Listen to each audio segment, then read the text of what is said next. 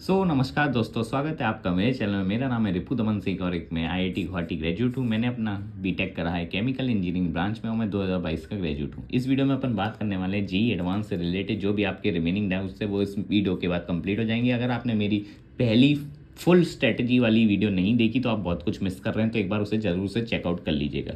इस वीडियो में अपन पूरा बचे कुछ टॉपिक्स हैं जो आपको चाहिए होते हैं वो सब बता देंगे, जैसे टेस्टिंग के बारे में, पेपर एनालिसिस के बारे में, सबको इक्वल प्रायोरिटी देनी चाहिए सब्जेक्ट्स को कि नहीं, या फिर किसी टॉपिक को ज़्यादा देना है, वो सब मैं आपको एक्सप्लेन कर दूंगा। कोचिंग मटेरियल लगाएं कि पीवाईक्यू करें, ये सब डाउट, बैकलॉग कैसे कराऊँ, A to Z सब खत्म करने वाले हैं इस वीडियो में, ठीक है। और मैं पहले अपने बारे में बता दूं कि मैंने भाई इवन अपने कॉलेज में भी टॉप करा है। मेरी 9.3 CPI भी आ चुकी है मेरे ब्रांच के अंदर, तो मैं ब्रांच टॉपर भी रह चुका हूँ। तो मेरे को ऐसा लगता है कि मैं आपको अच्छे से सफिशिएंटली गाइड कर सकता हूँ इसके लिए। और कोई अपन ऐसा पे वे मतलब आपसे पैसा नहीं मांग रहा, मैं फ्री में आपको ये नॉलेज देने वाला हूँ, क्योंकि मेरे समय कोई मेरे को बताने वाला नहीं था। मुझे ऐसा लगता था कि काश मेरे समय भी कोई मेरे को गाइड करने वाला होता।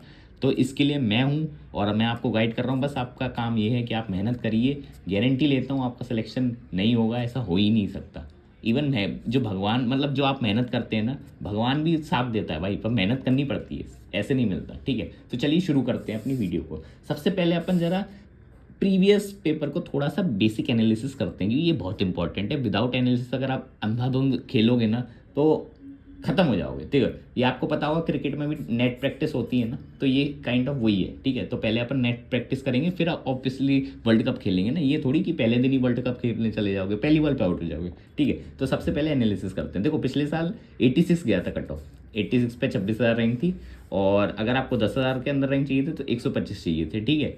और अगर 5,000 के लिए तो इसमें भाई 25 से कुछ मतलब 28 नंबर ऐड ऑन कर दोगे तो भी आप देख सकते हो 5,000 रैंक आ गई। अब देखो 1,000 रैंक के लिए तो ऑब्वियसली 200 से ऊपर जाना पड़ेगा स्कोर, ये थोड़ा टफ हो जाता है। तो इधर तक अपन बात करते हैं। हम इधर तक भी आपको बढ़िया आईआईटी मिल जाएगा भाई इस रेंज में भी, ठीक है। जितना ऊपर जाओगे उतना बेकार मिलेगा, बट ठीक है। देखो जनरल कैटेगरी पे तो 26,000 पे तो कुछ नहीं मिलता, तो कट ऑफ नहीं पार करना है अपन को, अच्छी रैंक ना लिए 10,000 के अंदर लानी है, ठीक है, जो 125 के अराउंड होगी। 125 ज़्यादा सुनने में नहीं लगता, अगर आप देखो लगभग 120 को अगर 360 से डिवाइड करो तो कितना होगा, ऑब्वियसली 33.33%, ठीक है। तो आप देख सकते हैं कि 1/3 पेपर सॉल्व करने पे भी आपको 10,000 के अंदर रैंक मिल जा रही है, इसका मतलब कुछ तो बात है ना।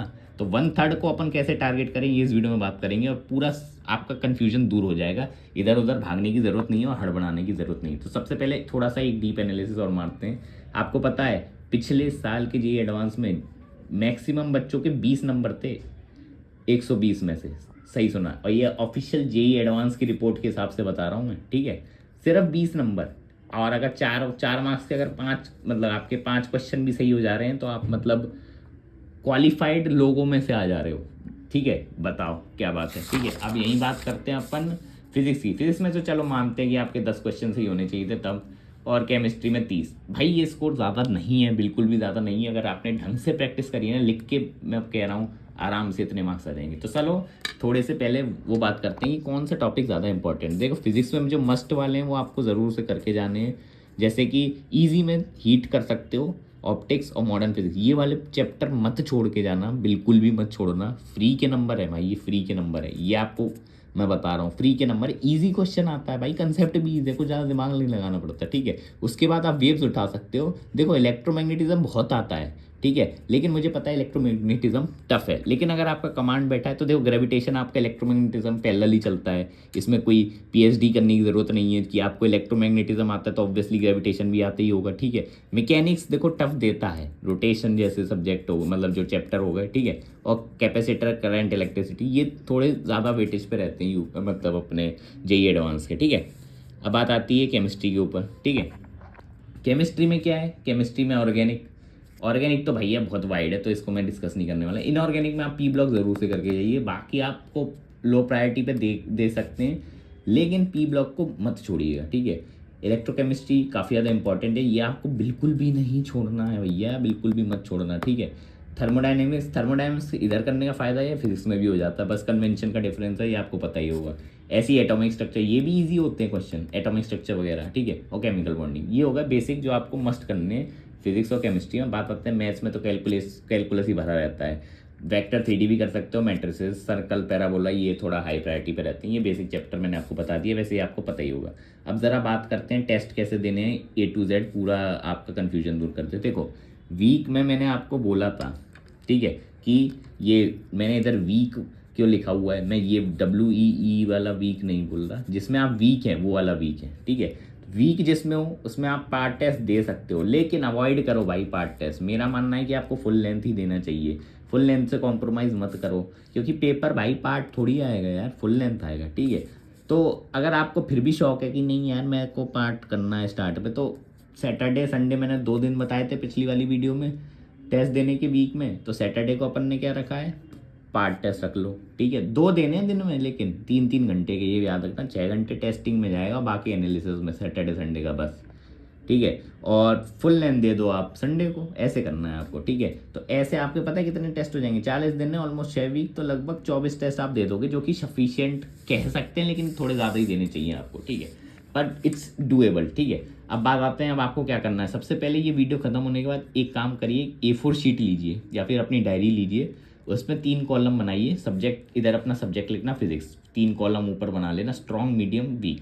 कौन कौन से जो सब चैप्टर हैं वो आपके स्ट्रॉन्ग है वो लिख दो। स्ट्रॉन्ग में क्या आएगा, 10 में से अगर मैं आपको 10 क्वेश्चन दूँ, आपने 10 में से 7-8 हो जा रहे हैं तो स्ट्रॉन्ग बोलूँगा, ठीक है।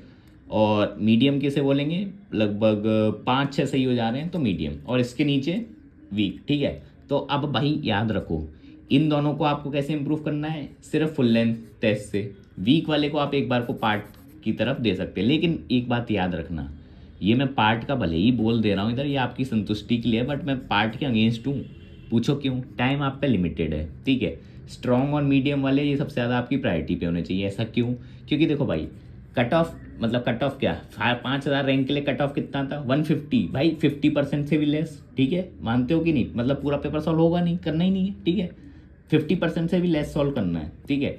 वीक आपने भले ही पढ़ लिया, चांसेस बहुत कम है कि इस पे बेसिक क्वेश्चन आए, बहुत ही रेयर है भाई, जेई मीन्स तो है नहीं, तो मोस्ट प्रोबेबली ये वाला क्वेश्चन आपका नहीं होगा फिर भी, बट टाइम वेस्ट ज़रूर होगा, क्योंकि आप उसे रीड करोगे, दिमाग तो मारोगे, ठीक है। इसकी जगह आप क्या कर सकते हो, स्ट्रॉन्ग वाले चैप्टर करो, ठीक है। जैसे मॉडर्न हो गया, जो ये अगर आपका स्ट्रॉन्ग है तो मैकेनिक्स हो गया। इसके चांसेस क्या हैं कि ये आपका क्वेश्चन पेपर में भी सॉल्व होगा, और ये आपको डिफरेंट बनाएगा दूसरे लोगों से। जब दूसरे लोग वीक में अटके रहेंगे, आप स्ट्रॉन्ग की तरफ अपना फोकस करोगे। हमेशा याद रखो, जेई एडवांस स्ट्रॉन्ग सब्जेक्ट्स का खेल है, मतलब स्ट्रॉन्ग टॉपिक्स का, ठीक है। तो आपको अपने स्ट्रॉन्ग पे तो कमांड बैठा देनी है, मतलब तोड़ देना है, ऐसे रखना है, ठीक है। अब बात आती है एक और चीज़, एनालिसिस कैसे करना है। डायरी, एक डायरी बनाओ, ठीक है, उसमें फिर से कॉलम बनाओ, सिली मिस्टेक का, कंसेप्चुअल का, और कोई मुझे हवा ही नहीं लगी उस क्वेश्चन में ऐसा वाला, ठीक है। 3 कॉलम बनाओ, इसमें लिखो सिली मिस्टेक्स हुई तो, जैसे 2 क्वेश्चन में सिली मिस्टेक हुई, क्या हुई ये भी लिख लो, छोटा सा कमेंट टाइप कर लो कि उल्टा मार्क कर दिया था, इनकरेक्ट मार्क कर दिया था, 2A पूछा था, A मार्क हो गया, ठीक है। कंसेप्चुअल में क्या कंसेप्ट नहीं पढ़ा था, एक बार गो थ्रू कर लो, PYQ देख लो उसके अराउंड, ठीक है। और जिसमें हवा नहीं लगी उसको इग्नोर कर सकते हो, क्योंकि देखो इधर हवा नहीं लग रही तो पेपर में हवा लगेगी नहीं, ऑब्वियस है, ठीक है। और इसका ज़्यादा अपन कुछ कर नहीं सकते, क्योंकि अब भैया अब 40 दिन में यार तुम भगवान तो बन नहीं जाओगे, सही बात है कि नहीं, ठीक है। अब बात आती है टारगेट बेस्ड अप्रोच रखना है, याद रखना। ये मैं पिछली वीडियो में थोड़ा बताना भूल गया था, अब ज़रा अच्छे से बता देता हूँ। 6 वीक हैं, week 1, week 2, week 3, week 4, week 5, week 6, इनको आपको टारगेट बेस्ड अप्रोच के हिसाब से टारगेट बनाना है। वीक 1 में मैं ये कवर करूँगा और कवर हो जाना चाहिए, वीक 2 में ये करूँगा, वीक 3 में ये, वीक 4।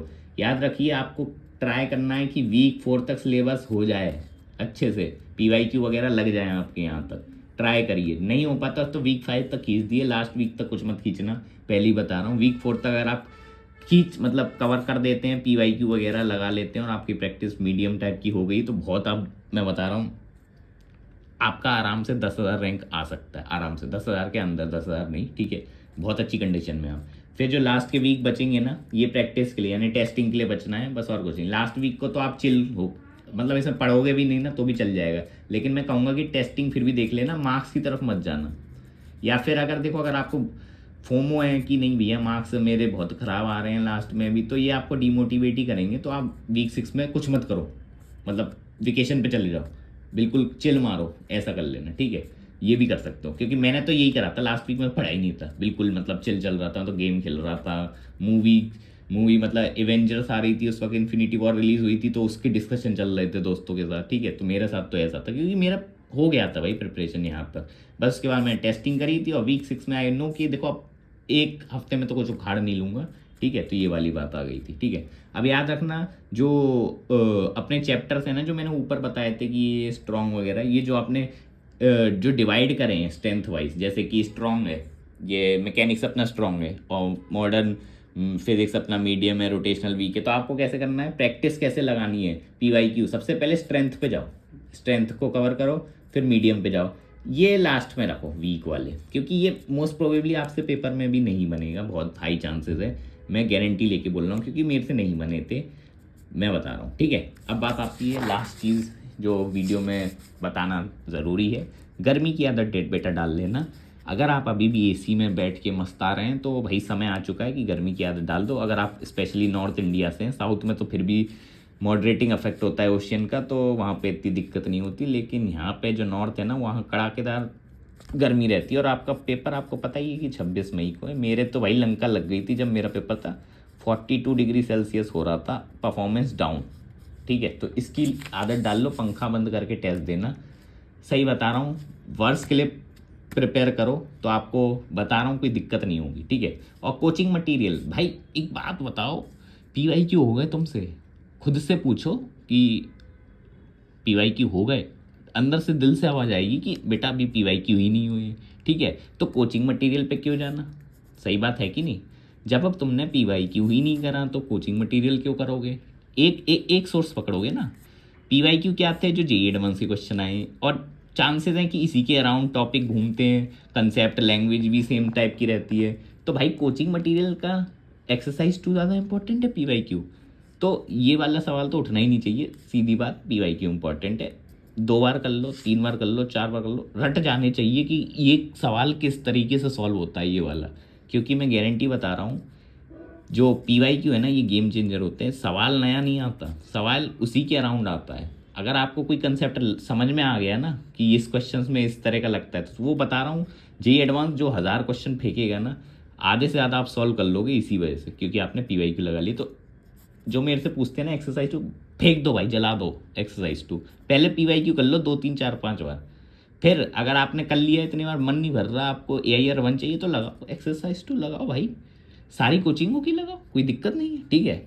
तो अपन यहाँ पे साइन ऑफ करते हैं ये वीडियो को, और नेक्स्ट वीडियो में आपको क्या डाउट है ज़रूर से कमेंट सेक्शन में बताइए, और ज़रा वीडियो का फीडबैक दे दीजिए कि भैया ये कमी थी वीडियो में, A to Z ट्राई करेंगे इंप्रूव करने का, बट अपनी भी लिमिटेशन है, ठीक है। तो मिलते हैं आपको नेक्स्ट वीडियो में, बाय बाय।